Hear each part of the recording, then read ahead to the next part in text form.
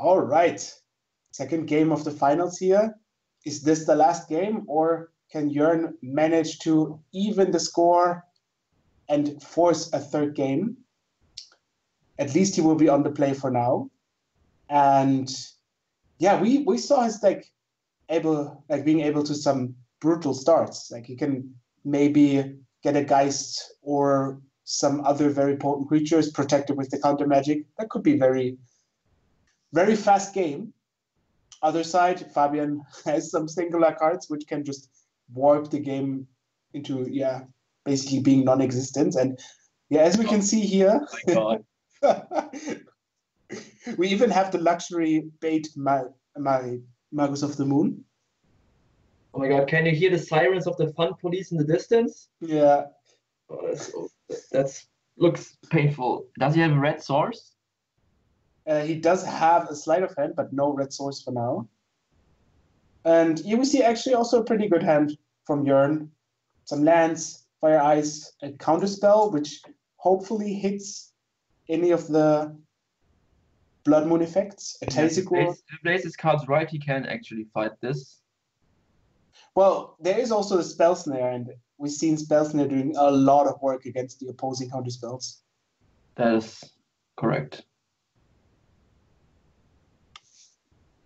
It is the king of every counter war. So, land go, land go. We see Mystical Teachings. Wow, that's a card I haven't seen in a long time. Yeah, is that fast enough? Oh, it is on the edge. It is painfully slow, but it's such a strong control card. The most decks that can play it, even the blue-white control shells, sometimes splash an underground sea and maybe a Badlands or something. Or this, or some demonic or stuff. Scrubland to play demonic and mystical teachings. Yeah, I see. Just for flashback, because it is if you play control shell, is really potent to have another tutor that's working at instant speed.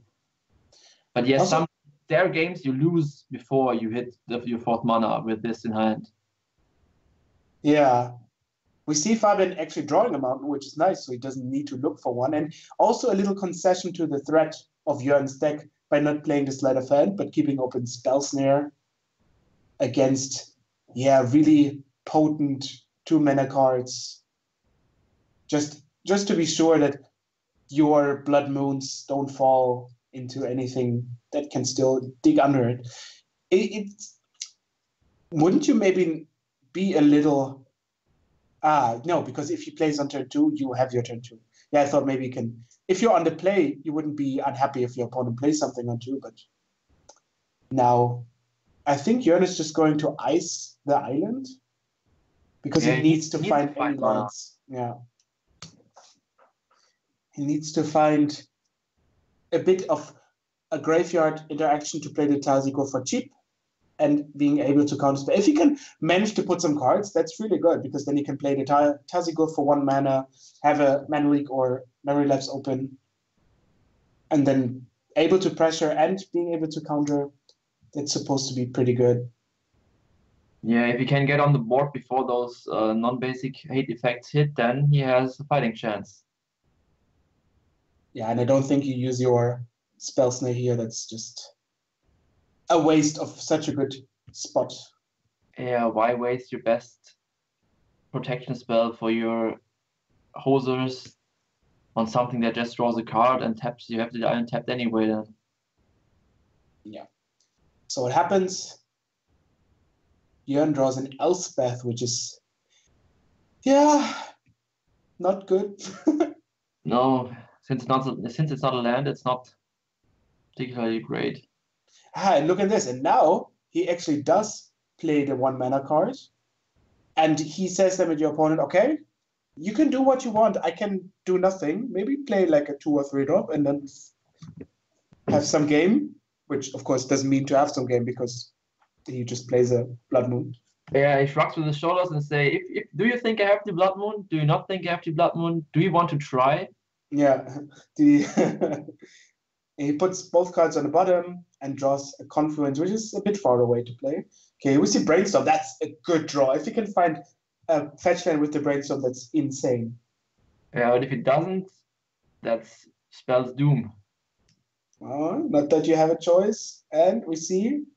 So, 1, 2, 3. No fetch land, but a land. Yeah. A very Small painful. consolation prize. Yeah. Oh, one of the worst feelings to not get anything in the next few draw steps. He can even shuffle the library with mystical teachings, which would at least make something nicer, but this looks He grim. can try to play a cheap Tessigur and pass the exile his own Tessigur to shuffle. Then he gets it. Always look on the bright side. There's always a way out. Yeah, that's the outside of the box thinking you were talking about. Yeah, exactly. So playing this, passing the turn, and Fabian just has all the time in the world now to build a hand that can protect the Blood Moon. And as he knows, your opponent cannot build his mana base around that. 3 mana pass. Having Izzet Charm and Spell Snare. If Jörn goes just go, you just know, okay, the top cards are blanks. There's nothing happening. And it's a free ride from then on. Wow, and he says go. Ooh. Oh my god. Yeah. Yes, now, all of them. what do you go for now? You have to go for the Blood Moon, don't you?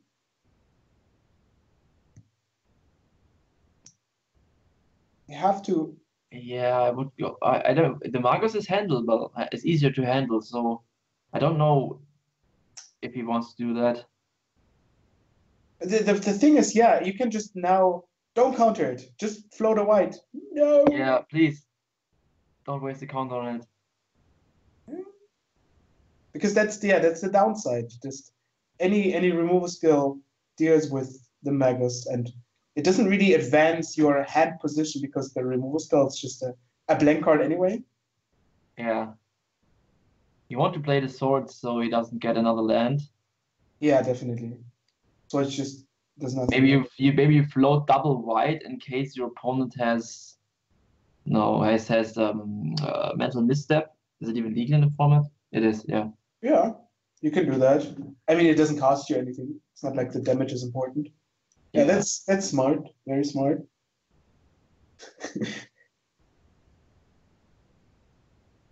But countering here would be unwise, I think.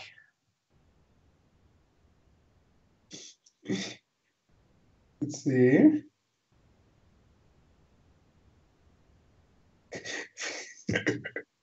Feels like Of course, that they played several rounds of Swiss and a top 8. I have to assume, having been in same spots where I played for top 8 or finals, you're just extremely tired.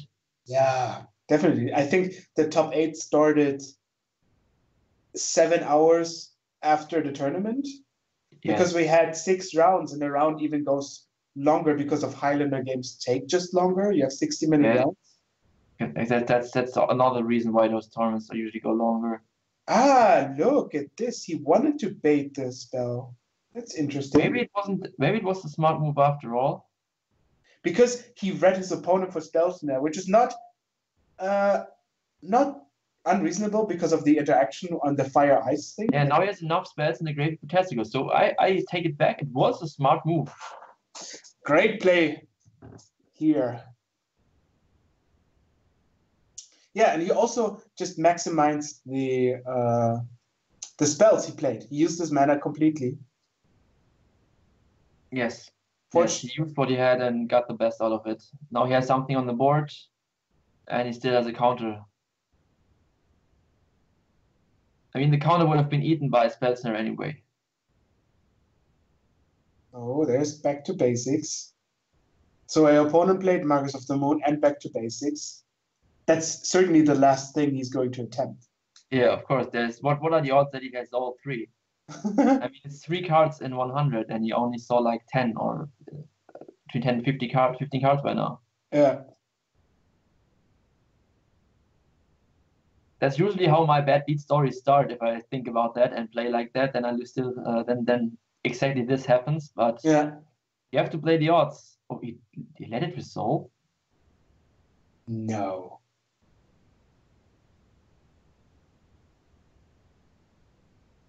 Wow. Okay. That's daring. I'm a bit flustered. I don't understand, to be honest. Do you understand what happened there? As usually when that happens to me, I just misclicked. Yeah, you did the real life misclick. But I'm not sure. I think I like imagine this be the worst card ever. Like you say, like I saving my mana leak for a better spell, which is kind of weird. Yeah, mana leaking this now is not really good. Well, that's your last exit to use your mana leak because you don't have blue mana afterwards. But I really don't understand why you didn't counter the. Maybe he thought that the Tezuka is just enough, and he needs to protect it Yeah, he needs once. to protect it. Except there are not many burn spells that can kill the Tasigur. Like, let's imagine you draw any land, then you can use a path on any blocker. You have a toxic deluge that maybe gets rid of one. You can mana leak once. Maybe you can even get the Elspeth in a longer game, but it just seems so far fetched. Yeah, and Fabian here just instantly goes for remand. It's like, dude, nothing happening anymore. I mean, There if you counter the back to basics, you at least get the chance to if we top take a land, you can play Elspeth, which I think he actually did, but it was a Fluxstick Shore, so it would have been coming to play tapped anyway. But I don't. I mean, I was wrong about the other play with the counter where he baited the spell snare, but this one I really don't get, even in retrospect. And now it's bounced, so. So that's interesting. Do you see the bell ring and the hand? Jörn also does play the combo. He also plays Kiki Jiki, Splinter Twin, and the cards around it in form of Pastomite. That's It's really interesting. like all those games. I wouldn't have imagined there should be any really red spells. Like not to mention the Kiki Jiki. No, not at all. The triple red creature. Fascinating. And as you can just be so daring in building the decks. That's cool. Well, Until maybe you run into the guy who has all on basic case. well, at least run into them in the finals, right? Yes, exactly. If it comes to the worst, then at least you are the second of 52 players. By the way, there's also, of course, a lot of prizes in those tournaments. You get a nice prize for finishing once. I think a Tarmogoyf is that, and a Liliana for second. So there's something to play for. There's something to make a difference. Also, I know that all of the top 4 will get a handmade foil basic from the tournament organizers, which is cool. Very cool. And here despite Highlander being more on the casual side, it's still a competitive format where people play for prizes and play to win. Oh, definitely. Yeah. It's not as cutthroat as a GP or as proto qualifiers or nowadays the regional PDQs and the preliminary PDQs.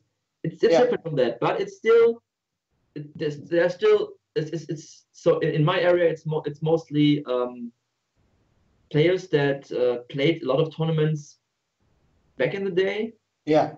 But now, due to time constraints, or because of other focuses in life, just like to play competitive, but not that competitive, not standard or we drive around. So it's usually good players that want to play competitive, but not at the usual formats and not with this much